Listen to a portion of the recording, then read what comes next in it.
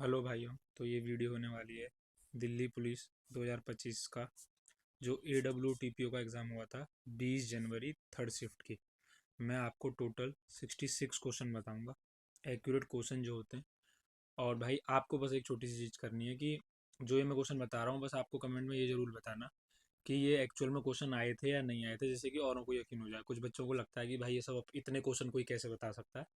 तो इसलिए जब आप पूरी वीडियो देख लो तो एक बार ज़रूर बताना कि ये क्वेश्चन और सारे के सारे रियल हैं या नहीं। और भाई आपको लगा हो कि कंटेंट और से अलग है तो भाई चैनल को सब्सक्राइब कर देना। मैं आगे भी जो एग्ज़ाम होंगे SSC वगैरह या रेलवे वगैरह के, तो अगर जो मेरी शिफ्ट होगी मैं ऐसे ही आपको आगे भी वीडियो देता रहूँगा। तो भाई स्टार्ट करते हैं। तो मैथ का सबसे पहले क्वेश्चन आया था आपका 5 रेडियन। मैं आपको बोलता भी जाऊँगा साथ के साथ, क्योंकि मैं पूरी एक्चुअल लैंग्वेज तो भाई नहीं याद रहती, पर मैं क्वेश्चन आपको एक्यूरेट बताऊँगा। हमें 5 रेडियन निकालना था, डिग्री की फॉर्म में बताना था कि 5 रेडियन डिग्री में किसके बराबर होगा। तो इसका फॉर्मूला होता है 180 इंटू पाई, 180 अपॉन पाई। इसको अगर पाई को आप इसमें चेंज कर लोगे 22/7 में, इसको सॉल्व करोगे तो इसको सॉल्व करने के बाद वैल्यू आ रही थी 286.3, और ये आंसर था आपका। ये ऑप्शन में भी यही आंसर था, ठीक है भाई। इसके बाद हमें दूसरा क्वेश्चन दिया था साइन ए को बराबर साइन बी था। साइन ए बराबर साइन बी है, तो ए प्लस बी क्या होगा? तो आपको पता है ये प्रॉपर्टी होती है, तो 90 आंसर आएगा इसका। इसके बाद एक ये सीधा इसमें फॉर्मूला ही लगाना था आपको कि A³ + B³ + C³ - 3ABC क्या होगा। तो आपको पता ही होगा A + B + C ब्रैकेट बंद, फिर A² + B² + C² minus AB - BC - C है। ये फॉर्मूला होता है और यही ऑप्शन में भी था, ठीक है भाई। इसके बाद ये नॉर्मल फॉर्म दी थी हमें 7/√7। तो इसको अगर आप सॉल्व करोगे तो √7 आंसर आएगा। ये ऑप्शन में था और यही इसका आंसर है। भाई एक ऐसा हो सकता है कि जैसे मैं जो आंसर बताऊंगा वो बता रहा हूँ जो मैं लगा के आया हूँ। हो सकता है कि शायद मेरा वो गलत हो, तो आप ये मत कहना कि भाई कि आप गलत बता रहे हो। भाई मैं अपने आंसर बता रहा हूँ और आपको क्वेश्चन बता रहा हूँ, जो आपने लगाया हो वो आप मैच कर लेना, पर मोस्टली प्रोबेबली चांसेस हैं मैथ वैथ में तो मुश्किल ही गलत होंगे, ठीक है भाई। तो इक्विलेटरल ट्रायंगल दिया था हमें, क्वेश्चन में दिया था इक्विलेटरल ट्रायंगल, उसका एक सेंटर उसने खुद बताया था।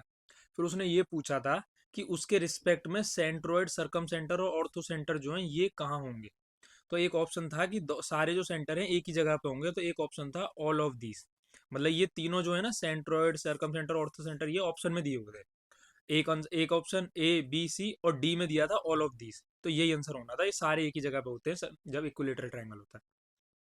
ये 1/2, ये S जो लिखा है ये साइन थीटा है और C जो है कॉस थीटा है। तो ऐसे दिया था हमें sine upon 1 + cos theta plus 1 + cos upon sine theta. तो इसको सॉल्व करना था, तो इसको सॉल्व करोगे तो इसका आंसर आता है 1/sin थीटा। यही आंसर था और यही लगाया था, ठीक है। एक था जादूगर था कोई, उसके पास 6 ट्रिक थी, ठीक है भाई। चार उसने उसमें से चूज करनी थी, मतलब चार उसे दिखानी थी उनमें से। तो उसमें एक कंडीशन ये दी थी कि कोई भी रिपीट नहीं होना चाहिए, या फिर कोई दो रिपीट नहीं होनी चाहिए एक साथ, ऐसा कुछ था। और बगल में नहीं होनी चाहिए, इन दोनों में से कोई एक कंडीशन थी। ये मैंने किया नहीं, इसलिए मुझे अच्छे से ना इसका आंसर याद है। तो क्वेश्चन यही था, अगर आपने किया हो, अगर आपको याद आ रहा हो। और हाँ भाई, जो क्वेश्चन मैं बता रहा हूँ या फिर इसके अलावा आपको कोई याद हो, जैसे 66 तो मैंने बता दिया, क्या पता आप सब भी हेल्प करो तो 75 तक ये पहुंच जाए। तो आप अपना आगे की तैयारी के लिए बहुत अच्छे से वो समझ पाओगे कि हाँ आपको आगे तैयारी करनी चाहिए या नहीं। तो इसलिए भाई कोई क्वेश्चन आपको याद आ रहा हो तो कमेंट में जरूर बताना। इसके भाई एक भाई ट्रायंगल दिए थे दो, जिसमें एक का ट्रायंगल 7 8 9 था और एक ट्रायंगल था 14 16 और 18, ऐसे ट्रायंगल था। तो इसमें हमें पूछा था कि इनमें रिलेशन क्या होगा ट्रायंगल में।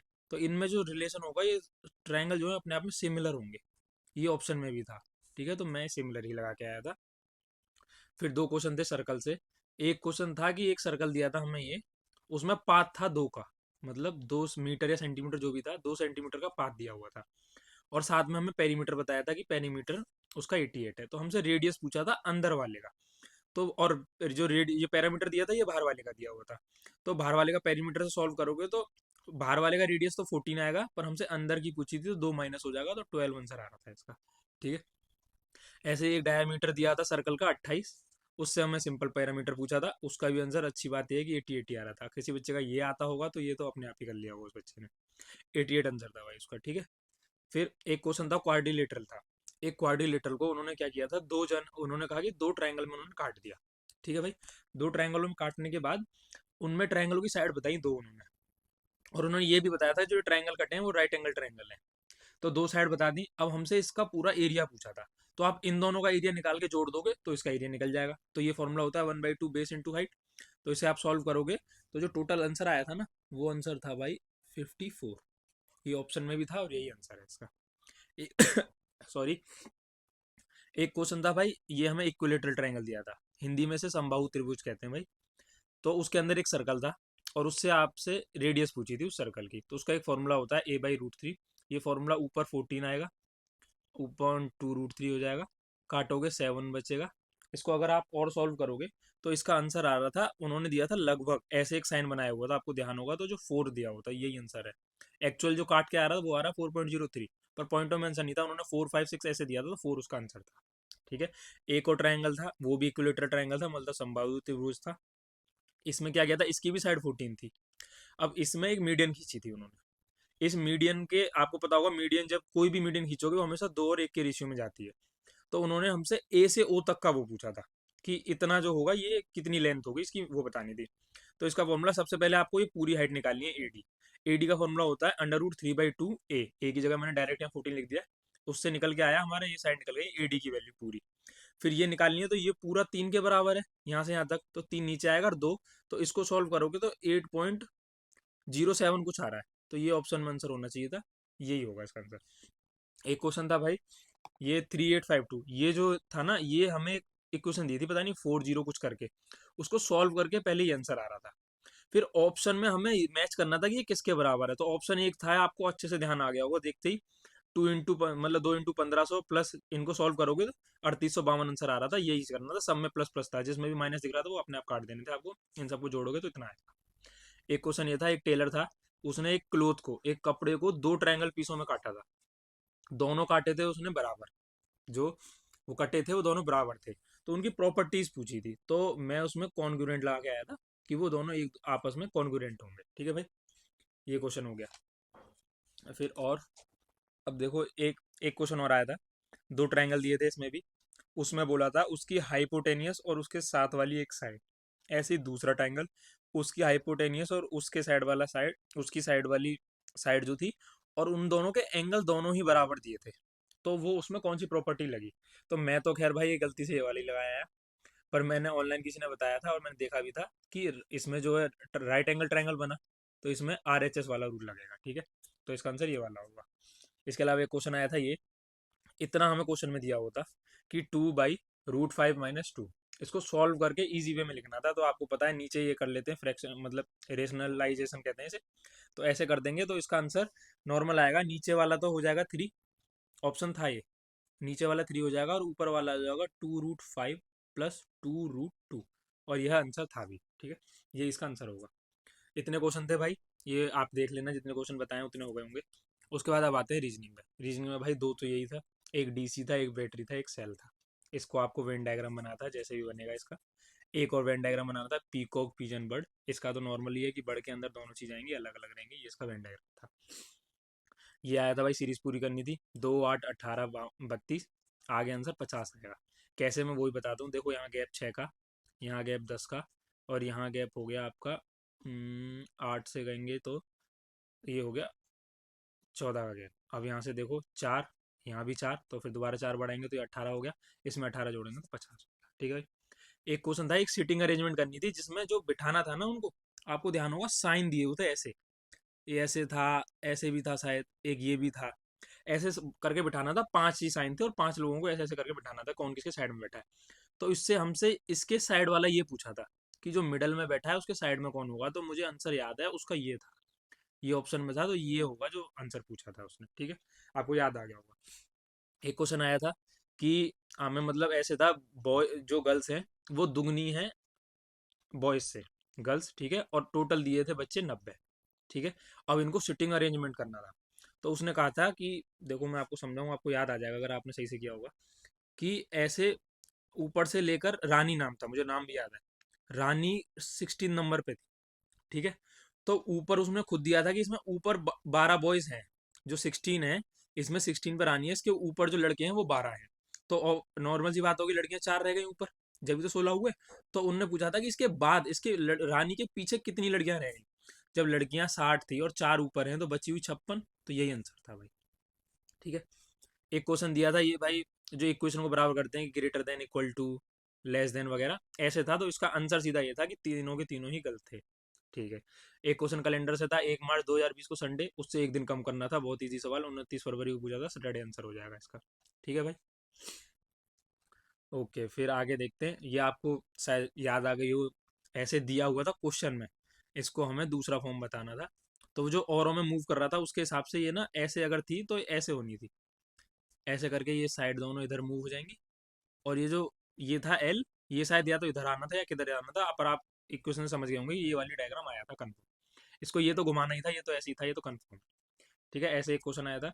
इसके अलावा एक क्वेश्चन ये आया था, 3 का दुगना 6 था, 12 का दुगना 24 था, ऑप्शन में यही था और कोई ऑप्शन नहीं था जो इसका करेक्ट होना था। ठीक है, यही था। एक क्वेश्चन और आया था, इसमें आपको ऑड निकालना था। एक में ये ऐसे स्क्वायर मान लो, इसे क्वाड्रिलेटरल जो भी मान लो, एक शेप ये दी थी, एक ट्रायंगल दिया था, एक ये 5 साइड का दिया था, एक इसमें जो थी ना साइड, ये आपको दिखने में 6 दिख रही होंगी पर साइड वो 7 थी। तो हमें इसमें से ऑड वन आउट निकालना था। तो भाई मैंने तो जो किया वो 3 5 7, इनकी साइड तीनों ऑड थी, ऑड नंबर थे, ये इसमें 4 साइड थी। तो मैंने तो भाई इसको ही लगा दिया, हो सकता है गलत हो, मुझे नहीं पता, पर क्वेश्चन यही था डिट्टो। एक और था, एक क्वेश्चन दिया था, ABCDEFGH, ऐसे लोग बिठाए हुए थे, पर्सन कह लो या कुछ भी चीज़ कह लो, ऐसे बिठाई थी उनने। ये क्वेश्चन मेरे हिसाब से गलत था, क्योंकि हिंदी में इसकी जो एक्सप्लेनेशन थी वो ज़्यादा अच्छे से दे रखी थी और हिंदी इंग्लिश में कम थी। तो मेरे हिसाब से क्वेश्चन गलत होना चाहिए, फिर भी मैं करके आया हूँ। क्यों? क्योंकि उसने कहा था सबसे जो ये है, इसको बिठाया जाएगा साउथ से, ए बैठेगा साउथ में, फिर अपोजिट चलेगा, ये नॉर्थ में, ये साउथ में, ये नॉर्थ में, ये साउथ में, ये नॉर्थ में। ठीक है, और फिर ये साउथ, फिर ये नॉर्थ। तो उसने हमसे एफ का पूछा था, तो एफ नॉर्थ में बैठेगा इस हिसाब से। ठीक है भाई, ये सारे रीजनिंग के क्वेश्चन हो गए जितने मुझे चाहते थे। आपको भाई जो भी क्वेश्चन आए प्लीज कमेंट में बताना, इससे और बढ़ेंगे और आपकी भी क्लियरिटी ज़्यादा हो जाएगी कि हाँ आपका वो वाला सही है या गलत। अब आते हैं भाई सबसे मेन साइंस। एक क्वेश्चन सिंपल सा था कि किसी की टेम्परेचर बढ़ाते हैं तो साउंड का क्या फर्क पड़ेगा, साउंड पर क्या फर्क पड़ेगा, मीडियम शायद एयर था, एयर ही था। ठीक है भाई, तो साउंड जो है वो भी इंक्रीज होती है। ठीक है। उसके बाद था, एक हाइट बतानी थी कि मैक्सिमम हाइट कोई चीज़ कितनी जाएगी जब उसे 20 मीटर पर सेकंड की वेलोसिटी से, जिस पर ग्रेविटी 10 लग रही है, भेजा जाए तो कितनी ऊपर जाएगी। तो उसका आंसर 20 था, 20 मीटर इसका आंसर आएगा। ठीक है। एक क्वेश्चन दिया था, 3 आर थे, तीनों की वैल्यू सेम थी, तो 3 आर हो गए, उनको पैरेलल में कनेक्ट किया गया, तो आर इक्विवेलेंट की वैल्यू कितनी आएगी। वैसे तो भाई मैं उम्मीद करूंगा आपको आता होगा, पर मैं आपको दिखाता हूँ कि ऐसे निकलता है नॉर्मल, 1/r+1/r+1/r। ठीक है, ये बराबर होता है 1/r इक्विवेलेंट के। तो इसे सॉल्व करोगे तो ये ऑप्शन ये हो जाएगा 3/r, पर ये 1/r EQ है, तो इसको उल्टा कर देंगे, तो ये आर जो 3/r है ये r/3 हो जाएगा। और यही आंसर था, ये ऑप्शन में भी था आपके। ठीक है भाई। हाँ, फिर भाई एक क्वेश्चन दिया था, ये आपकी इलेक्ट्रिसिटी चैप्टर से, ये बनाया मैंने पर ये चीज़ लैंग्वेज में दी हुई थी। भाई बहुत सी चीज़ें ऐसी होंगी जो मैंने लिख दी हैं पर वो लैंग्वेज में दी थी, इसलिए मैंने उसे बना दिया है। तो हमें वोल्ट की वैल्यू दी थी, जो पोटेंशियल दिया था वो 32 दिया था। एक रजिस्टर था 4 का और एक रजिस्टर था 12 का, सीरीज में कनेक्ट थे दोनों। हमसे पहले पूछा था करंट, तो सीरीज में जो होते हैं जुड़ जाते हैं, तो 12 और 4 16 हो गए, तो V/R हो जाएगा, इसका फॉर्मूला V = IR से। तो 32/16 हो जाएगा, कट के 2 एम्पियर आंसर था, ये आंसर था और यही आंसर है। फिर पूछा था इसके अक्रॉस वोल्टेज कितनी जाएगी, तो सीधा करना था 12 × 2। ठीक है, formula I × R, V = I × R होता है, तो 12 × 2 24 वोल्ट आंसर था, यही आंसर होगा इसका, यही करेक्ट है। एक क्वेश्चन दिया था, उसका एटॉमिक नंबर बताया था 15 और मास बताया था 31। हमसे पूछा था प्रोटॉन, प्रोटॉन पता है जितना एटॉमिक नंबर होगा उतना ही प्रोटॉन की वैल्यू होती है, तो प्रोटॉन 15 हो गए। न्यूट्रॉन होते हैं, मतलब कि ये दोनों है ना, तो न्यूट्रॉन निकालना हो तो मास में से, मतलब कि 31 में से 15 माइनस करने थे हमें। मास में से आप प्रोटॉन को माइनस कर दो, एटॉमिक नंबर को माइनस कर दोगे तो प्रोटॉन न्यूट्रॉन की वैल्यू आ जाएगी, जो कि 16 आएगी, और इलेक्ट्रॉन 15। ठीक है, ये ऑप्शन था और ये इसका करेक्ट आंसर है। मिनरल एसिड पूछा था भाई आपसे कौन सा है। देखो दो ऑप्शन दिए थे, HCl एंड H2SO4। ये मतलब ये दोनों ऑप्शन थे, एक में लिखा हुआ था बोथ, तो ये इसका आंसर सही था। ठीक है भाई, मिनरल एसिड का। फिर हमसे एक क्वेश्चन बोला था कि ब्लैक जो है वो ज़्यादा हीट क्यों हो जाता है एज कम्पेयर टू वाइट, जब दोनों को सही मतलब सेम टेम्परेचर पे या सेम सनलाइट में रखा जाए। ठीक है, तो इसका आंसर था जो ब्लैक होता है, ब्लैक आपको ऑप्शन में भी यही था कि जो ब्लैक कलर होता है ना वो एब्जॉर्ब कर लेता है लाइट को, जो रेडिएशन था ऑप्शन में, रेडिएशन लिख के आया था कि जो ब्लैक होता है वो एब्जॉर्ब कर लेता है रेडिएशन को, जबकि वाइट जो है वो उन सबको रिफ्लेक्ट कर देता है। ये ऑप्शन में था और यही इसका आंसर है। ठीक है, फिर एक आया था बायोलॉजिकल ना बायोकेमिकल प्रोसेस करके था जो बॉडी में होता है। तो उसमें पूछा था कि ऑप्शन दिए थे तो उसमें क्या होता है, तो एंजाइम्स जो होता है, एंजाइम्स आंसर था इसका। ठीक है, और हाँ मैं क्वेश्चन पूरा बताऊं, बायोलॉजिकल था बॉडी में, जो कि आपकी जो बॉडी के अंदर जो भी केमिकल रिएक्शंस होती हैं उनको तेज कर देता है, पर वो खुद अपने अंदर उसके अंदर कोई कमी नहीं आती ना, उसके अंदर खुद चेंज आता। तो ऐसी कौन सी चीज़ है, वो एंजाइम्स होता है जो कि बॉडी में जो भी प्रोसेस होती है उनको तेज कर देता है। एक आया था, एक बॉक्स ए है जिसका एरिया लेस है as compare to box B, box B का मोर एरिया है, और ये जो दोनों बॉक्स हैं सैंड पर रखे गए हैं। ठीक है, फिर उसने हमसे पूछा कि कौन सा जो है जब इस पर फोर्स लगाई जाए, जब इन बॉक्सों में फोर्स दी जाएगी तो कौन सा ऐसा है जो कि अंदर की तरफ, मतलब ज्यादा सैंड में धस जाएगा अंदर की तरफ। तो आपको पता है प्रेशर का एक सीधा लिंक होता है 1/एरिया। ठीक है, फोर्स 1/एरिया, तो फोर्स को कांस्टेंट रख दें या फोर्स को हटा दें, तो जिस पे प्रेशर ज्यादा लगेगा, मतलब जिस पे प्रेशर ज्यादा लगेगा उस पे, मतलब प्रेशर उस पे ज्यादा लगेगा जिसका एरिया कम हुआ, तो एरिया इसका कम है तो इस पे प्रेशर ज्यादा लगेगा तो ये ज्यादा अंदर की तरफ चला जाएगा। तो इसमें ये ऑप्शन उसमें लिखा हुआ था कि बॉक्स ए विल सिंक मोर या ऐसा कुछ लिखा था, क्योंकि वो प्रेशर उसका कम है। ये ऑप्शन में ऐसे ही दिया हुआ था स्टेटमेंट भाई। मैटर का नॉर्मल सा पूछा था, मैटर क्या होता है, तो नॉर्मल सा आंसर है वो सब्सटेंस जो ऑक्यूपाई करे स्पेस को, ठीक है, और जिसका कोई मास हो।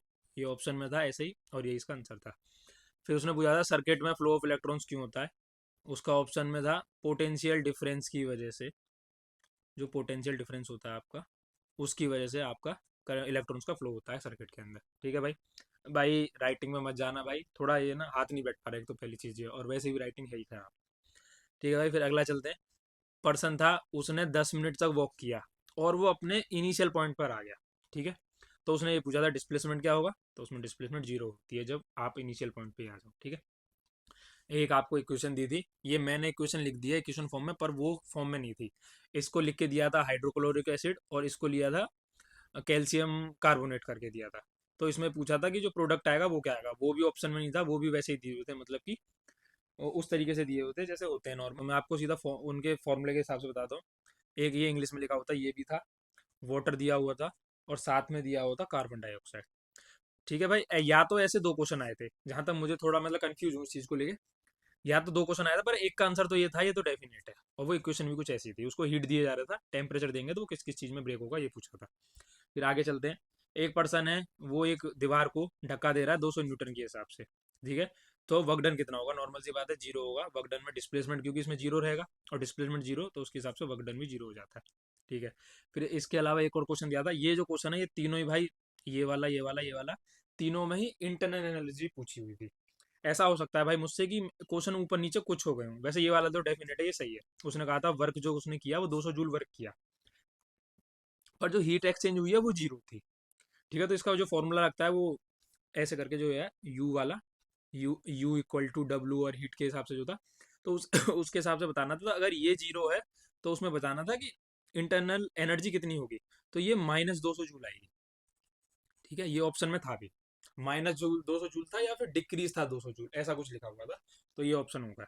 फिर इसमें एक और दिया था कि टेम्परेचर को कांस्टेंट कर दिया जाए तो इंटरनल एनर्जी पर क्या फर्क पड़ेगा, तो इस पर कोई फर्क नहीं पड़ेगा। इंटरनल एनर्जी इसके डायरेक्टली प्रोपोर्शनल होती है, अगर ये कांस्टेंट है तो ये भी आपका कांस्टेंट होगा। ये आंसर था और ये सही है। इसमें को ये क्वेश्चन दोनों एक्यूरेट बताइए। एक था आइडियल गैस थी जिसमें एडियाबेटिक प्रोसेस करके कुछ दिया था, उसमें इंटरनल एनर्जी का कुछ बताना था। ठीक है, तो मैंने तो शायद इसमें रिमेन्स कांस्टेंट लगाया, पर हो सकता है इसका आंसर डिक्रीज वाला भी हो सकता है। ठीक है, तीन क्वेश्चन ऐसे ही थे। एक क्वेश्चन और आया था कि, हाँ ये क्वेश्चन भी था, हीट को एब्जॉर्व करता है पर उसमें कोई वर्क डन नहीं हुआ, तो ऑप्शन में दिया होता कि क्या क्या होने के चांसेस हैं, तो उसमें या तो ओनली टेम्परेचर और उसका जो स्टेट है ये दोनों चीजें ही बदलेंगी। ये क्वेश्चन आया था, यही इसके ऑप्शन बिल्कुल एक्यूरेट यही थे, ओनली टेम्परेचर और स्टेट का चेंज होना। ठीक है भाई, ये वाला टॉपिक खत्म हो गया। फिर अब अगला, अब स्टार्ट करते हैं हम जीएस के बारे में। ठीक है भाई, आपको जीएस के क्वेश्चन देते हैं मैक्सिमम। तो देखो भाई, जीएस में सबसे पहले आया था रेड टर्म किस में यूज होती है, तो रेड जो टर्म होती है वो कबड्डी में यूज होती है। दूसरा आया था ड्रिबलिंग, हॉकी, पोस्ट और कॉर्नर। ठीक है भाई, इसमें फुटबॉल में भी होता है, पर ऑप्शन में जो था वो हॉकी आंसर आया था, हॉकी ही था ऑप्शन में, ये डेफिनेट है, तो हॉकी इसका आंसर होगा। चीफ डिफेंस वो पूछे थे, तो हमारे अनिल चौहान जी जो हैं, वो इस टाइम आपके वो सीडीआई हैं हमारे यहाँ इंडिया के। एक आया था बुक द चॉकलेट सेंट्स करके, तो एक जीत करके कोई ऑप्शन था, वो उसका आंसर था। मैं किरण वाला लगाया है, मेरा गलत है, पर जीत उसका आंसर था। फिर पूछा था ह्यूमन डेवलपमेंट इंडेक्स। इसमें हमें ये बताना है कि ह्यूमन डेवलपमेंट इंडेक्स जो है वो उसके फैक्टर किस किस चीज़ पे डिपेंड करते हैं। मुझे एक्यूरेट उसके पूरे ऑप्शन याद हैं। एक लाइफ एक्सपेक्टेंसी था, उसके अलावा एक मीन ऑफ स्कूलिंग था, और एक था पर कैपिटा इनकम। ये तीनों थे। पर मिलिट्री बजट करके एक ऑप्शन आया था, वो नहीं था, मेरा ये गलत है। मैंने शायद ये लगा दिया था। ठीक है भाई, तो ये वाला आंसर गलत था इसका, ये तीनों सही होने थे। एक आया था 1991 का इंडस्ट्रियल पॉलिसी में क्या था, तो एक ऑप्शन आया था जिसमें डिफेंस सेक्टर के बारे में कुछ लिखा था। मैं नहीं कह रहा कि ये आंसर सही होगा, पर मैं जो लगा के आया हूँ वो यही लगा के मैंने इसे हटा दिया था, और सारे मुझे लगा कि 1991 के रिफॉर्म के हिसाब से ही है। ये क्वेश्चन आया था। फिर एक आया था जीएनपी और जीडीपी में डिफरेंस बताना था। ठीक है, तो एक ऑप्शन था जिसमें लिखा था कि जीएनपी जो है, जीएनपी, इसमें क्या होता है, इंक्लूड होता है जो इनकम आती है आपकी एब्रोड से। यही लिखा था बिल्कुल, एक लाइन भी यही थी जो मैं आपको बता रहा हूँ कि इनकम जो है एब्रोड, एब्रोड का मतलब होता है बाहर से जो इनकम आई है। हिंदी में जिन बच्चों ने पढ़ा होगा, जो बाहर से आपकी इनकम आती है उसको जोड़ के लिखा जाता है जीएनपी, और जीडीपी ये चीज जो है इंक्लूड नहीं होती है। तो ऐसे करके एक ऑप्शन था, वो उसका सही आंसर है। फिर हमसे पूछा था रियल एग्जीक्यूटिव हेड और ये काउंसिल ऑफ मिनिस्टर के हेड कौन होते हैं, तो इसमें नॉर्मल सी बात थी, पीएम प्राइम मिनिस्टर ऑप्शन था, प्राइम मिनिस्टर इसका आंसर। भगोरिया डांस कहाँ से होता है, ठीक है भाई, ये पता ही है आपको, मध्य प्रदेश इसका आंसर था। भगोरिया डांस कहाँ का है। फिर हमसे एक और क्वेश्चन पूछा था कि प्री हिस्टोरिक जो है, प्री हिस्टोरिक फीचर बताने थे किसके, प्री हिस्टोरिक जो टाइम था उसका फीचर क्या है। तो ऑप्शन में आपको मिला होगा, मुझे लगता है ज़्यादातर बच्चों ने सही किया होगा, स्टोन के टूल्स, और जो अनरिटन मतलब कि बिना लिखे हुए फॉर्म में जो हमें वो मिलते हैं, वो उसकी पहचान थी। तो यही इसका ऑप्शन सही आंसर था। अब सरकारी कमीशन में दो ऑप्शन थे भाई, दोनों में आपको भी कंफ्यूजन होगी, मैं उम्मीद करता हूँ, और मुझे भी हुई। तो उसमें क्वेश्चन में तो ये आता था कि हमें फेडरलिज्म के हिसाब से बताना है कि कौन सा आंसर हो सकता है। फेडरलिज्म के हिसाब से दो ऑप्शन में कंफ्यूज होने वाले कहते हैं। एक तो भाई सरकारिया कमेटी ने इंटर स्टेट काउंसिल जो थी, इंटर स्टेट काउंसिल जो है शायद 263 पे आती है आर्टिकल में।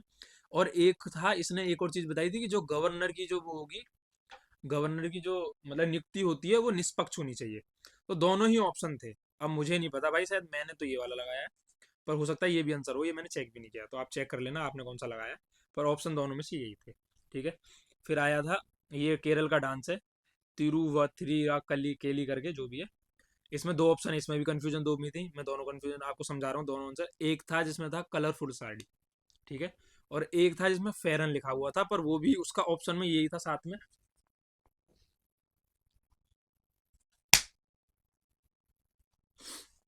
एक में लिखा हुआ था कलरफुल साड़ी और एक में लिखा हुआ था फेरन। तो भाई ये वाला आंसर नहीं हो सकता, क्यों, क्योंकि फेरन होता है कलरफुल ड्रेस है, और जो ये वाला डांस है ना, इसमें साड़ी पहनी जाती है एकदम व्हाइट कलर की। आप चेक कर लेना नेट पे डाल के, मैंने चेक कर लिया। व्हाइट कलर की साड़ी होती है जिसपे लेस जो होती है, आप लेस समझते होंगे, साड़ी पे लगाते हैं, वो कलरफुल उसकी होती है। तो मैं तो ये वाला लगाया है, जिसकी वजह से फेरन का तो मतलब ही नहीं है, क्योंकि फेरन ना कश्मीर में ड्रेस पहने जाते हैं, जो आपने देखा होगा, मुस्लिम कम्युनिटी वाले जो ड्रेस पहनते हैं वो कलरफुल होती है। तो इसलिए ये नहीं हो सकती, इसलिए यही आंसर था इसका। फिर एक क्वेश्चन पूछा था कि ब्रिक्स जो है, ब्रिक्स और इंडियन ओशन लिटोरल सिस्टम करके कुछ था। तो दोनों में से ऐसा कौन सा राज्य है जो दोनों के अंदर आता है। तो दो ऑप्शन तो मुझे ध्यान है, रशिया और वियतनाम, जिसमें से दोनों ही आंसर नहीं थे। अगर आपने लगाया तो आपका ये गलत है। दो ऑप्शन और थे कुछ, मुझे याद नहीं आ रहा, शायद नाइजीरिया वगैरह जो था, उनमें से कोई एक आंसर था। शायद इंडोनेशिया, अगर इंडोनेशिया ऑप्शन होगा तो वो आंसर होगा, क्यों, क्योंकि इंडोनेशिया इसमें भी आता है, इंडोनेशिया इसमें भी आता है। और एक और जो ऑप्शन होगा वो भी हो सकता है, मुझे एक्यूरेट याद नहीं। फिर उसके बाद एक क्वेश्चन ये आया था, चाइल्ड लेबर एक्ट के ऊपर आया था। तो चाइल्ड लेबर एक्ट जो है, उसमें उस स्टेटमेंट में दिया होगा, एक में साल थी 13 बच्चे की, एक में 14, एक में 15, एक में 16। आंसर मेरे हिसाब से या तो 13 होगा या 16 होगा, वो भी मैं बताता हूँ क्यों। 13 में जो दिया था ना, कंडीशन ये थी कि वो उसके चाचा जो है उससे काम करवाते हैं सप्ताह सप्ताह, मतलब कि सप्ते में एक दिन, जैसे संडे मान लो, किस दिन उससे काम करवाते हैं कुछ। तो इसमें चाइल्ड लेबर जो एक्ट है ये कहती है कि भाई 14 साल से नीचे का बच्चा काम नहीं करेगा। तो ये भी आंसर हो सकता है। और ये साथ में एक और चीज कहती है कि जो 14 से 18 साल की जो उम्र होगी, उसमें कोई भी बच्चा जो हार्डाजस मतलब हजारडस, मतलब इसका मीनिंग होता है जो खतरनाक काम होता है, वो काम 14 से 18 तक नहीं कर सकते। और जो ये ऑप्शन था, इसमें ये वर्ड आया था एक्यूरेट बिल्कुल। तो मैं इसे ये इसलिए लगा के आया था कि 16 हो सकता है, 13 एक बार को ना हो। इन दोनों में से कोई एक आंसर होगा, मेरे हिसाब से 16 था, मैंने 16 लगा। ठीक है भाई, ये आपकी जीएस कंप्लीट हो गई। इसके अलावा बस आपका लास्ट बचा है कंप्यूटर। कंप्यूटर में भाई 5 या 6 सवाल हैं, इतने याद आना समझ नहीं है। एक था ऐसे आपको क्वेश्चन में दिया होता है ये पूरा, ठीक है, इसमें आपको ये बताना था कौन सा प्रोटोकॉल इसमें यूज किया है। तो आपको अगर इसकी फुल फॉर्म भी पता होगी तो आप समझ जाओगे, हाइपर टेक्स्ट ट्रांसफर प्रोटोकॉल होता है। तो ऑप्शन में HTTP लिखा हुआ था, यही आंसर हो गया इसका। एक क्वेश्चन दिया था A10 है B4 है, मोड लगाया था और AB दिया हुआ था, क्या क्या आंसर आएगा? जीरो आंसर आएगा। मोड का मतलब क्या होता है कि जब 10 को 4 से डिवाइड करेंगे तो कितना रिमाइंडर बचेगा, सॉरी सॉरी जीरो आंसर नहीं आ सकता भाई। मतलब कि 4 से 10 को डिवाइड करेंगे तो दो आंसर आना था भाई इसका। जिसने ये लगा दिया होगा वो सही है, मैं छोड़ आया क्योंकि भाई मुझे मोड का मतलब ही नहीं समझ आ रहा था क्या है, कि माइनस या क्या है, जो भी है। ऑप्शन में क्या कहते हैं वो भी बता देता हूँ। एक ऑप्शन 6 भी था, एक जीरो था और एक 40 था। ठीक है, ये चार ऑप्शन थे, ध्यान है मुझे। तो दो आंसर होगा इसका। एक कंडीशन दी थी, क्वेश्चन में दिया होता ये कि बहुत सारे सेलों में यस लिखा हुआ है, मैं आपको लैंग्वेज समझा रहा हूँ, बहुत सारे सेलों में यस लिखा हुआ है। तो आपको ऐसा कौन सा वो फंक्शन यूज करना चाहिए जिससे कि सिर्फ वो वाले जो आपके सेल्स होंगे वो हाईलाइट हो जाए या वो दिखें जिसमें यस लिखा होगा। तो काउंट इफ लगाओगे, इफ जब भी लगता है जब आपने कोई कंडीशन दी, कंडीशन हमने क्या दी, यस वाली, तो इसलिए काउंट इफ यूज हो जाएगा इसमें। ठीक है। एक क्वेश्चन दिया था RTGS और IMPS ये क्यों यूज होते हैं। तो इतना तो क्वेश्चन में दिया था कि RTGS को शायद बिग अमाउंट नहीं लिखा था, उसकी जगह लिखा था हाई हाई मनी, या फिर जब हम ज्यादा पैसों को ट्रांसफर करते हैं ना, जो ज्यादा अमाउंट का पैसा होता है, तो उसके लिए हम RTGS यूज करते हैं। और पूछा था IMPS क्यों यूज करते हैं, जिसमें लेस मनी का यूज होगा, जिसमें कम मनी होती है उसके लिए यूज किया जाता है। तो ये ऑप्शन में था लेस मनी करके कुछ, वो इसका आंसर था। एक पूछा था हमारा जैसे किसी कंपनी में हम MS Excel यूज कर रहे हैं तो उसका पर्पस क्या है, एम क्या है, तो एक ही ऑप्शन था जिसमें लिखा था स्प्रेडशीट। हमेशा के लिए याद कर लो, अगर MS Excel में कोई पूछे कि इसका मेन पर्पस क्या है तो स्प्रेडशीट को बनाने के लिए काम आता है। यही इसका आंसर था भाई। टोटल देख लेना भाई कितने क्वेश्चन हो गए, मेरे हिसाब से 65 के आसपास तो पक्का है ही, 66 हो गए तो हो सकता है। और भाई आप और सपोर्ट करोगे तो हो सकता है कि 75 क्वेश्चन पूछ जाए। आपको कमेंट में जरूर बताना है कि भाई एक्चुअल में सारे क्वेश्चन आए थे या नहीं आए थे। और भाई अगर आपको लगा हो कंटेंट औरों से अच्छा है तो प्लीज़ सब्सक्राइब कर देना। और आगे मिलते हैं किसी और एग्जाम में, जब कोई एग्जाम होगा। दुआ करना कि आपका भी मेरे साथ शिफ्ट में होगा तो मैं आपको दोबारा ऐसे ही हेल्प करूँगा। थैंक यू भाई।